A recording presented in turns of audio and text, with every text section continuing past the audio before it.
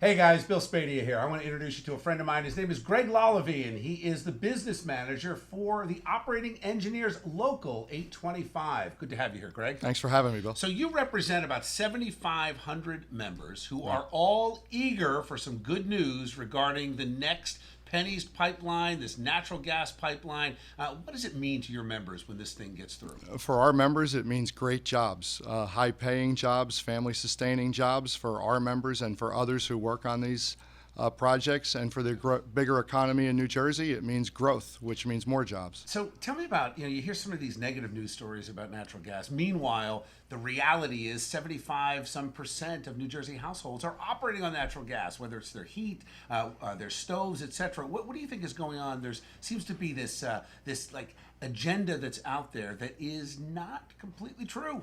Well, we think it's sensationalism. People like to highlight all the negatives about pipelines and leave out the fact that it is the safest, most reliable way to transport natural gas. What do you think some of the changes that have happened? We were talking earlier before we started this chat on camera about the new technologies that's out there in terms of the federal regulations, in terms of how safe the pipelines are now, the new materials that are out there. Well, now there's thicker walled pipe. The government has regulations which are mandating that old pipes are taken out of the ground and redone on the distribution network. So it's becoming safer every day.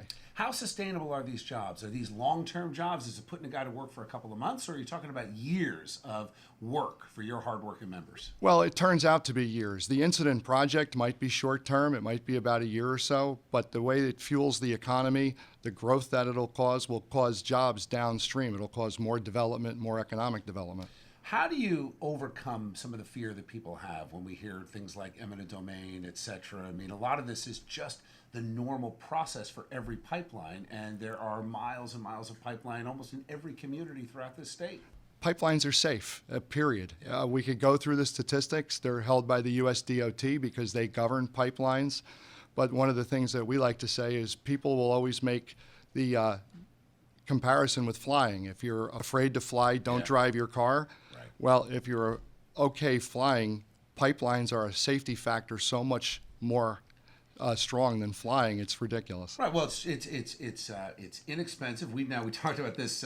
America being energy independent. So many politicians over decades have been talking about this. It's actually happened. We are now the #1 producer of natural gas in the entire world, and it's brought energy costs down for the average working and middle class family. Their energy costs are so much lower now than they were decades ago, even years ago.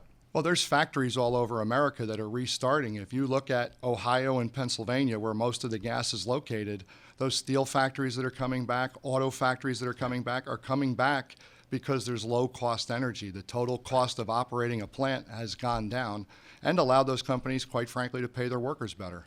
Well, and it seems to me that these jobs that are going to be created, these are high-paying jobs. These are not minimum wage jobs, right? What about where can people expect? I mean, if your members are looking at this and thinking, what is the expectation going forward?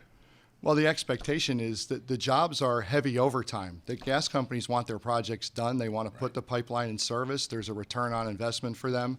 So there's a lot of overtime involved. So the people who work on these projects really make a very good living during the life of the project. So what website do people go to if they want to learn more? Because if you are out there and you're thinking, hey, I want to do the right thing for the environment, you know what? Natural gas is about as clean an energy as we have in America. It's cheap energy to fuel your home, but there's a lot of propaganda out there, a lot of misinformation. What website can they go to? Well, for us, we do it through our labor management fund, which is ELEC, ELEC 825.org, or Penn East has their own website where they have a lot of the data also there. They can also go to roadtorepair.com where we have a lot of this data. It's time to support natural gas, get the facts. Let's get New Jersey working again. Let's keep our energy costs down and put some good people to work in some really high-paying quality jobs. Thanks, Greg. Amen to that. Thank you.